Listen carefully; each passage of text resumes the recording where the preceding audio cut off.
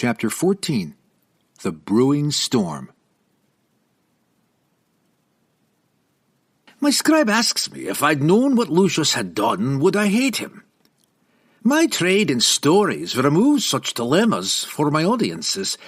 My villains are irredeemable, and my heroes irreproachable. Alas, if only life were so simple. Bad people could do good things for their own motives, and good people do bad things if choosing between the lesser of two evils.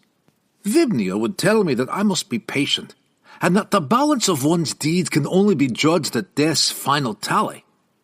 But then I can also hear Kerne laughing at my doubts.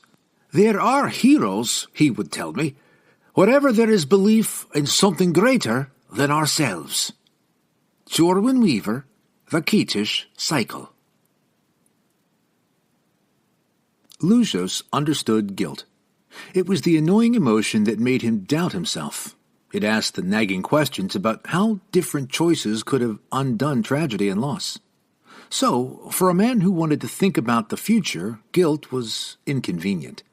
The death of his stepmother and father in the mill fire had been an accident. How could he have even guessed that there was latent power within him? Gava's atrocious behavior had been the trigger, so it was entirely her fault. Now, this winter had brought guilt twice over. First, Hal, the rock on which Blackstone's security was built. He had been in the wrong place at the wrong time. That wasn't Lucius's fault, was it? The second piece of guilt was the most annoying. On the night that he tricked Kerne, he had listened to the half-orc thrashing around in the darkness. But was that his fault too? The Durians had a phrase that he liked. All is fair in love and war. Yes, he had won a battle, but the war for Elayna had just begun. He was torn. Should he court Elayna in earnest to coax affection into attraction, or was it time to seize his destiny? He tried both, and invited her to join his riding lessons with Leusios, the Durian horsemaster. Luckily, she loved his new horse, Saltator.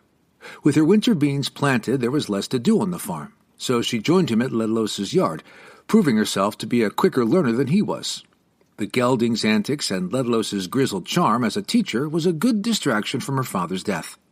Riding to the mage's cabin would be faster than walking, so Leusios reckoned the time was a good investment, until Mistress Murgathwin announced an expedition.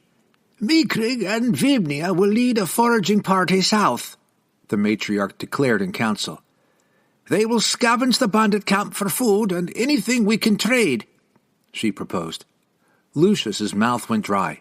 He belatedly realized he was the only one not nodding. A problem, Leusios? Murgathwin inquired. No, I think it's a splendid idea, but we'll need time to prepare rations and carts. His mind sprinted ahead of the problem and presented a solution. I will leave today and set markers so they know where to go. Thank you, Leusios. Murgathwin nodded appreciatively. Do be careful. Desperation and impatience made Leusios press Saltator into a gallop several times. Each time he fell off. Fortunately, Saltator was well trained and came back, shaking his head as if chuckling.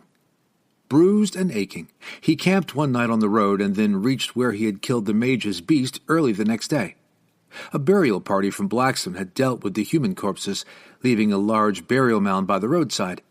They had left the charred hound to rot, so had the scavengers. This served as a useful marker. Leusios dismounted and led Saltator into the forest, remembering the path as best he could. The snow was melting, and green shoots of snowdrops were breaking through. He found the camp much as he had left it. Saltator looked down at the leaf litter in disgust and snorted. Later, he promised him with a pat on the neck. His heart was beating faster. He had risked so much and paid in a lifetime of guilt. Only now, in hindsight of the cost, did he realize that his entire reward hung on Orthos. He got his bearings and pressed easily through the shrouding magic. The moment he did so, his stomach knotted into ice. The cabin's door was open and stained with soot. He dashed inside and recoiled at the stench of burnt wood and fabric. The interior had been gutted by fire. Leusios rapped his knuckles experimentally on the charred timbers. Still sound. The fire, while destructive enough to consume fabric and paper, had suffocated itself through lack of air and left the physical structure blackened but still sturdy. He went inside. Thin shafts of sunlight pierced the damaged roof and lit a desolation of ash and debris. The shelves were barely recognizable amidst the charcoal and ash. "Please, Orthos," he murmured as close to a prayer as he could get. There was a crack. He hesitated in confusion, and then the boards gave way beneath him. He plunged through the floor with a crash. He cried out in surprise. "Scorch it!" He rubbed the back of his head. He was crammed into the bottom of a pit with only enough space to sit. The trap door, of course. He berated himself for forgetting. The fire had weakened it. He shifted into a more comfortable position. The walls were lined with slats of wood carved with runes. Soot and ash were drifting in and dusting him lightly. Staring up, he felt the runes glowering down at him. They were angular and harsh. Power stirred in them, pressing a weight down onto his chest. His breathing became labored. Whispers commanded him to stay there. He was nothing without his mistress. She owned him. His hand hit something cold and metallic. A manacle was fixed to the timber floor. The runes sparkled. Panic, like waking up from a nightmare, urged him to scramble to his feet. He jumped for the lip of the pit. "Orthos!" he shouted in a panic. "I'm here, master." The legionary appeared above him, grubby from a couple of weeks in the woods. "And there you are. I heard you but couldn't see you." He grinned and leaned down to pull Leusios out. "What happened here?" "I made camp away from here as you asked," Orthos explained. "Helped myself to the best clothes and comforts I could find in the bandit camp. And the food, lots of food," he grinned. "You were right to tell me to make sure we were well hidden.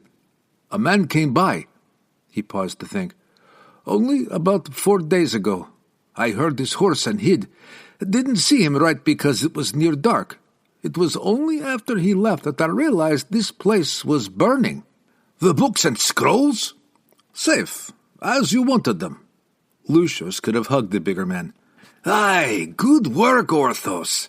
Take me to the Major." As they walked, he explained that the Blackstoners were coming. "Don't you mind, sir. We're well hidden," the legionary promised, and proudly took him to his small camp of 3 tents hidden in a rocky cleft. Leusios almost choked when he saw the grave. The elation of Orthos's news turned to ash. "What happened to her? The library is only useful if she's still alive." Orthos looked at him confused and then at the grave. "That was the bandit's cook." "Oh, why did you kill him?" "You told me to kill anyone who came across us. You let him go, but he heard me moving about." Orthos frowned slightly, confused that this was a problem. "I made it quick." He drew a line across his throat with his thumb. Leusios ran his fingers through his hair in relief.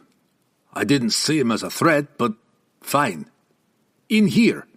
Orthos raised the tent flap, and there she was, the Major staring into space. "No change, then?" "No. She does what she's told. Eats, drinks, and shits when I tell her, but nothing else." Leusios looked at her. A student of magic, a mistress of her art, a rarity in the Empire, now just an empty shell. This did not even count as life. As much as it revolted Leusios, he put such thoughts out of his mind. He had a treasure trove to explore. "And the library?" "Here, sir." Orthos showed him 2 tents put aside for this purpose. Leusios pulled open the flap to the first tent and relished the sight of his spoils, a stack of books and scrolls. He beamed. "Aye, let's get to work." Leusios developed a pattern to assess the library. "What's this?" he would ask, raising a book or scroll, watching for memories to stir behind the mage's blank and staring eyes. Quickly, he got a flavor of the secrets waiting for him. Levitation, transmutation, conjuration. The art of the arcane whispered from the recesses of her memory. He had already worked through half of the tomes when he found a quite different book. It was thinner and had a leather cover of an exceptionally thin and delicate quality. "What's this?" Blank. It wasn't so much that the Major gave no reaction, more that the reaction was actively empty. Curious. Leusios looked at it more carefully. The language was Middle Durian, but the book itself was new. Codex Invenum Morsum, he read. He opened it. The book, too, was blank. What is this? He asked her more forcefully. Still nothing. Why keep a blank book? He sighed, and was about to toss it aside when he saw a spiral of darkness emerge in her mind. He touched it and was sucked into a memory. Kisutra, the Maja, stood in a dark pillared hall of polished black marble, shot through with streaks of red. It was a worship space built for many, but right now there was only her and 6 others. Magister, send my sister instead. No, Galanthos asked for you. A man with a neatly trimmed beard shut down her objection calmly. And I agree. Caesonius will take the bait if we offer your expertise. How long? Until a suitable candidate is found, and you bind him to the prenuntius. Eyes when we cannot watch, the strong arm to act in Blackstone when Calanthos needs it. Perhaps your liaison will suffice. He is young and well-meaning, perfect for us and vulnerable to you. This is but one piece of many that must be in place to claim the Skyfire. We are unanimous in this. Leusios felt Kisutra's frustration and resentment vie with her excitement and lust for power. She bowed. If the Octomanos is agreed. He blinked as the memory dissolved and looked away from the vacant face of the Maja. Plots within plans, Leusios murmured to himself. Who is this Magister? Who or what is this Prenuntios? And, he studied the vacant face of the Maja, which poor soul did you put in your pit? Leusios and Orthos agreed that the cold and sickness were greater risks to the Maja than the unknown arsonist, perhaps this Calanthos. Leusios reasoned that burning the cabin was to cover whatever tracks he and Kisutra had left, so he would not be back. Orthos would move everything back into the cabin and fix the roof. Leusios would return with supplies. Magic shroud aside, you need to make sure the Blackstoners don't come back, warned Orthos. Leusios grinned. Leave that to me. He met the Blackstone party on the road and led them to the camp. He, Vibnia, and Miekrig managed the stripping of the bandit camp. I can't wait to be gone, he whispered to the hunter. Why? Asked Miekrig. Think about it. 40 dead bandits amongst the elder tombs, their spirits denied rest by that accursed place.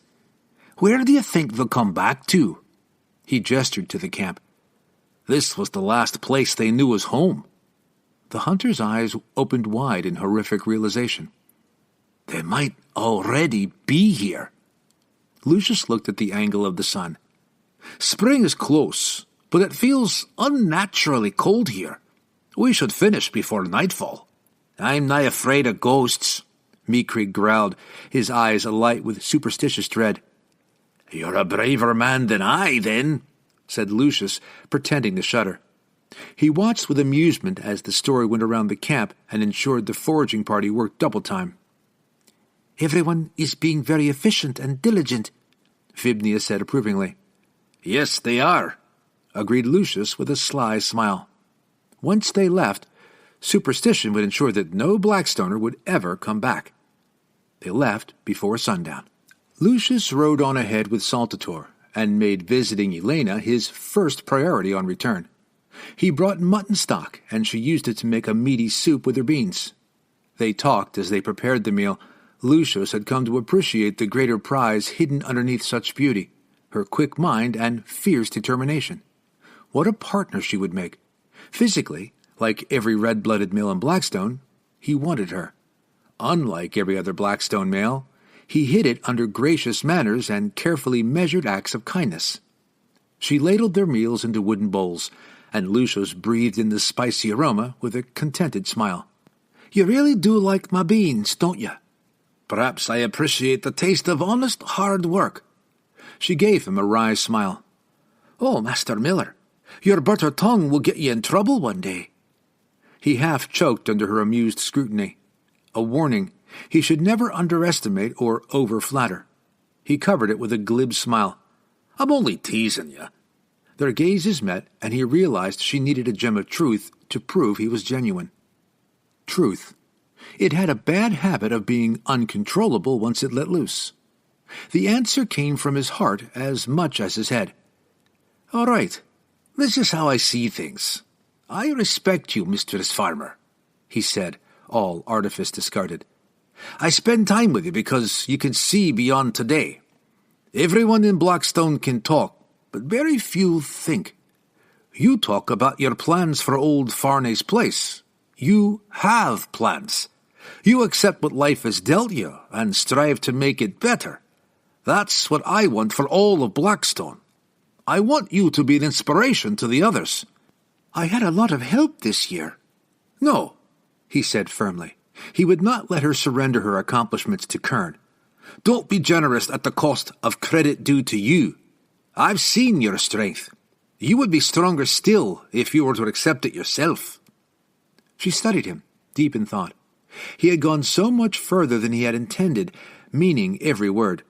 Leusios felt vulnerable as she stared into an honest face. At that moment, he realized she was the only woman who deserved him, the only one strong enough to live with him. "Thank you," she said. He met her eyes and realized that, for the first time, she truly believed him. Kerne had worn the figurine of Elayna the Good Spirit smooth under his thumb. He had plucked her from amongst the carvings in his cave almost 3 weeks ago. He had been angry then, dangerous. Through meditation, he had wrestled the beast back down into the pit of his soul. It was the 3rd time that his rage had been so murderous. The first time had been his rebellion against Leusios. The memory of the abbot's face was still vivid all these years later. His mouth agape in absolute incredulity, while the air filled with the white fragments ricocheting off walls and ceilings. He had struck at one of the 7 shrines to earn irredeemable exile. He had never expected the huge white block to shatter from the blow. The second time had been amongst the orcs. That time he had reveled in the salty splatter of blood and earned the esteem of many orcs, but lost respect for himself. He could have so easily spilt blood this time. Leusios was no match for him. Not just Leusios. No. That had been the most terrifying part of why he had retreated to his cave. The rage had demanded a terrible satisfaction from the rended flesh and broken bones of both lovers. Only in madness could love and hate cavort together. Kerne shuddered. He loved Elayna, but what if seeking to be with her was gambling with her life? The possibility of sharing love with this woman and gaining acceptance from the people of Blackstone was such a prize. Oh, he sighed to himself. How temptation had become a yearning that ached. Who am I to risk her life? He asked in silence. What if I cannot control the beast? To his surprise, the silence answered with a scuff of hard-worn traveling boots and a tap of wood on stone. Someone was at the entrance of his cave. He recognized the scent of sweat, leather, and forest trails. "Jorwin Weaver," he called out. A moment's silence, then, "Thank the divine you're here, Kerne." Kerne took a slow, deep breath. It was time to return to the world and face the questions it asked, without having found the answers. There was a skidding noise and a curse. "Can I have some scorching light here before I break my neck?" He ran his thumb in farewell across the figurine and placed her back on the rock shelf.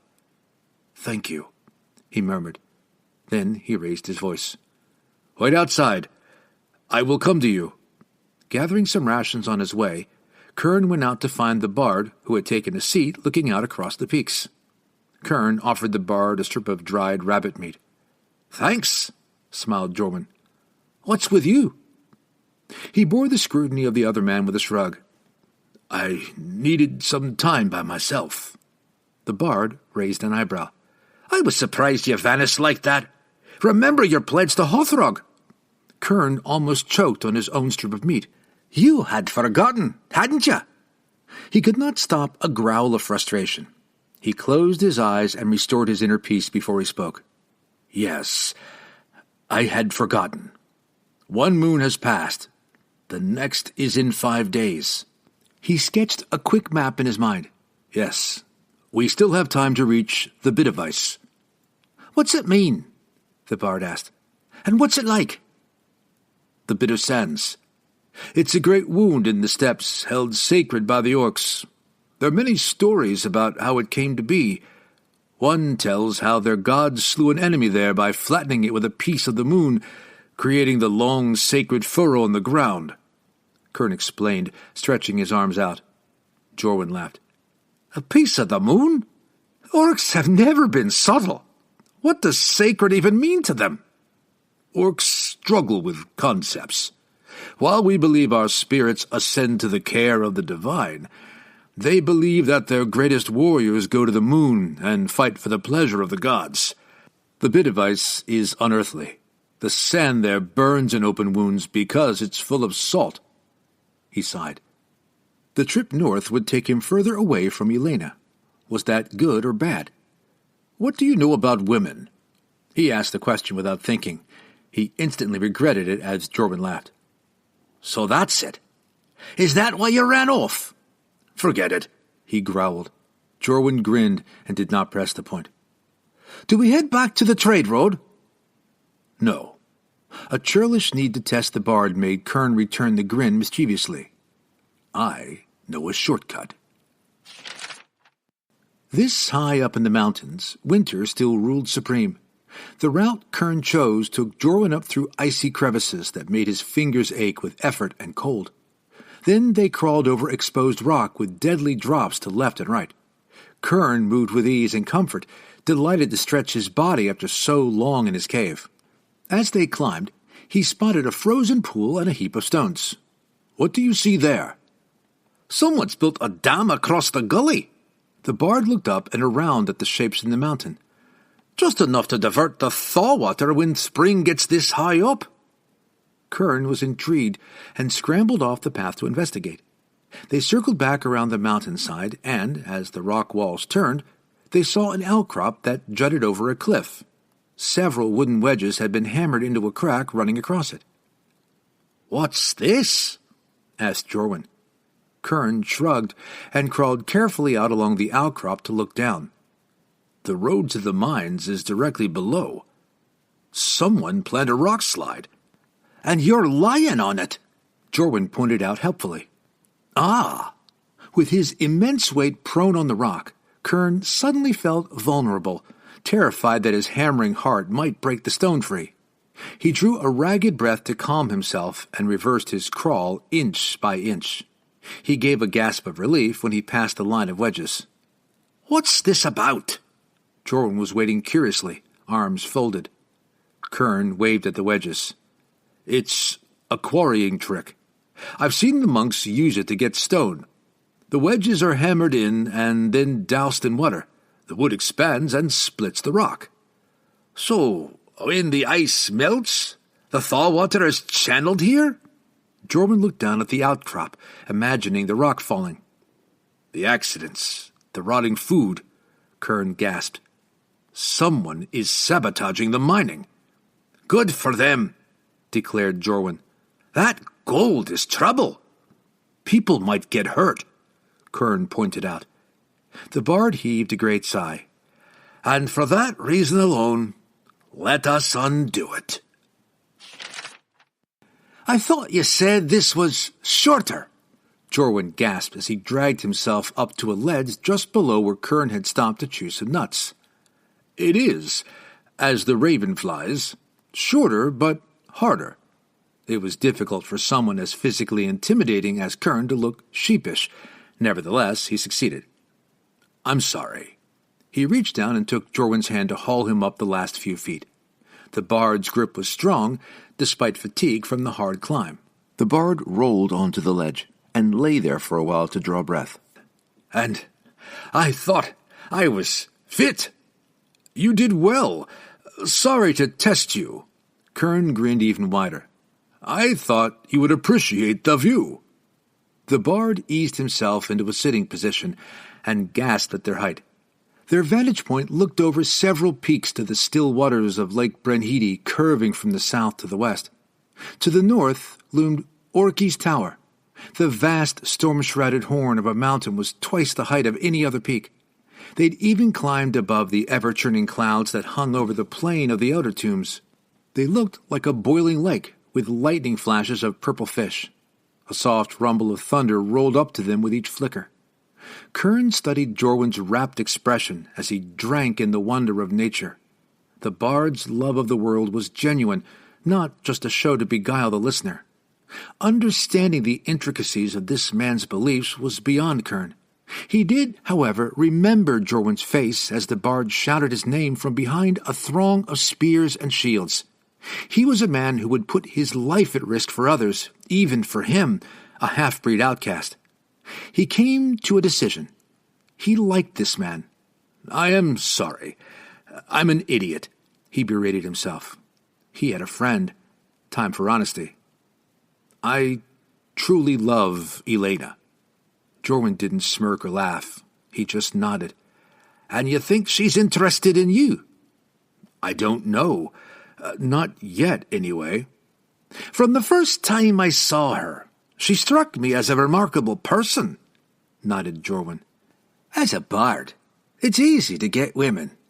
At every homestead and village there is at least one unmarried woman who wants to bed a bard. A child from a bard is considered special, so their parents actively encourage it. Yet, to find someone who could share the life I lead," he shrugged at the futility of such a dream. "An impossible hope I surrendered long ago." He fished out a dry biscuit from his own supplies. "What happened?" "Leusios." Jorwin, his mouth full of biscuit, gestured. "So what?" "I went to ask her to be with me. He was already there. They had slept together." Jorwin grimaced and spat out a piece of grit. "So? What do you mean?" Kerne scowled in confusion. "Kerne, you spent too long in the monastery. They slept together. But are they married?" "No, but nothing. Hare's box, stag's rut. If you're not going to fight for her, then you don't deserve her. But she had sex with a good-looking guy. Doesn't mean she'll make him her life partner." Kerne took a moment to realize his mouth was hanging open. Jorwin finally grinned cheekily. "She's a keet, Kerne. Stop assuming everyone lives to your cloistered values." Orcs couldn't blush. However, Kerne could and did so now. He had assumed Elayna to be pure in a completely unrealistic way. "Stupid, stupid, stupid, stupid." His answering grin was as foolish as he felt. "I'll see her when we get back," he promised. "Leusios is a busy boy. I'm sure you'll get a clear run if you choose your moment." "I wouldn't want to upset him." Jorwin looked skywards and swore. "Wind and weather, Kerne! Do you want her or not?" "Yes." "Then don't worry about Leusios. He can look after himself." He could look after himself. They both exchanged a look as they realized the unintentional meaning of those words. Several charred corpses attested to his power. "Are people saying anything about his use of magic?" asked Kerne. "Nay, only we know. Vibnia is close-lipped, and the Durians didn't see who cast that lightning in the battle. But they are curious. Magi aren't numerous in the Empire, so the Durians have been asking questions. We Keats never produce magi, so Blackstoners are thinking that it's all Durian mischief." "And what do we know?" Jorwin broke off another bit of biscuit and tossed it into his mouth. "He's no magus," he mumbled through crunches. "Why do you say that?" "Bah! A magus need heaps of books and ingredients. It involves a lot of hand-waving and waffle. No, he has power, but it's something else." "And you don't know what?" Jorwin ran his tongue around his mouth to clear out the last few gritty crumbs, contorting his jaw to reach every nook. "No. What? I am a bard, so I'll speculate. In old Keetish lore, there are references to shamans. The orcs used to have shamans too. Aye, but not for centuries. Such shamans drew on a source of magic from outside this world, like magi, but in a raw form, the essence of chaos. How do you know it's from outside, rather than natural? Jorwin pulled his gloves off and showed off his cold, bruised hands. Kerne was about to apologize again, but the bard shook his head and cupped them together. Just watch. He blew onto his palms and rubbed them together. Then he opened them out and again to show Kerne. The injuries were gone. He reached up and gently pressed them onto Kerne's cheeks. They glowed with warmth. I know a little natural power, Kerne. Nature is willing to bend a little here and there to nurture life. What Leusios wields is not natural. Orki, the chaos spirit, owns magic, but Morka can corrupt it. There's one place, a myth from the Durians called Charkadai, the realm of demons. The orcs talk of Choktar, a place where the weak are sent to be eaten. Is it all about strength with him? Kerne nodded as he cracked another nut and offered it to Jorwin. That's what this Orash Gar will be about. Some trial of strength, and if Hothrog wanted a good excuse to miss it, then it'll be something big. Do you know why the orcs chose this timing? Kerne tied up his supplies and stowed them in his bag. Winter is ending. It's the earliest they could travel across the steppes from their winter camps. Nothing else? It's a little earlier than I would have expected. Why? Kerne stood, but Jorwin continued to look towards the horizon. Speaking of wonders, natural and unnatural, I feel power stirring deep in the earth and high in the clouds. Winds stir with unease, and nature is troubled. I can't help but feel an auspicious day is coming. My master taught me that, on such days, fruits of power can be picked for good or evil. We'll need to watch for omens over these next few days. They descended the far side of the Guardian Peaks by following a ridge that zigzagged northwest and then northeast. By the end of the day, they'd made camp on the steppes. Life on the coarse grasslands was only skin deep. Jorwin cut the turf to make a fire pit and was soon into the pale subsoil beneath. No wonder this land is treeless, he observed. There's barely enough topsoil for grass roots. When their fire was alight, they huddled close to it and watched the lightning flicker over the elder tombs to the south. Does it always do that? Jorwin asked him. Most nights. There's so much around this place that speaks to me of the past. I regret not coming here sooner. Why didn't you? My mentor, Hagafen, warned me not to venture here until I was ready. Kerne laughed. You make Blackstone sound like a dangerous place. Jorwin gave him a bemused look. Isn't it? Whatever's in that castle can't be good. Kerne nodded. In your story, you talked about the... He tried to remember the right word. Riarnkau. Riarnkau, corrected Jorwin with a nod. Why do you ask? Because the Sand Spectre referred to its master that way. Someone is claiming Artraxian's place as the Lord of Death. He felt the air grew colder as the wind rose.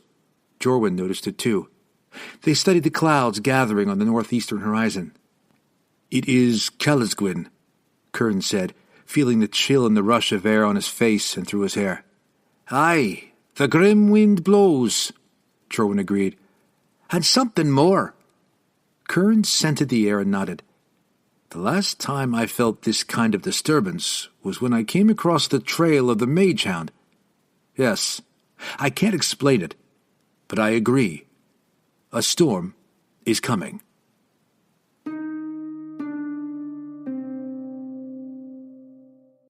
That's the end of Chapter 14, The Brewing Storm. Next week, Jorwin and Kerne discover the stakes of the Orash Gar and begin to understand the scale of the threat to Blackstone. Thank you for everyone who has followed along and enjoyed the series. Please do keep liking and sharing Blackstone with folks you think will enjoy it too. See you next week.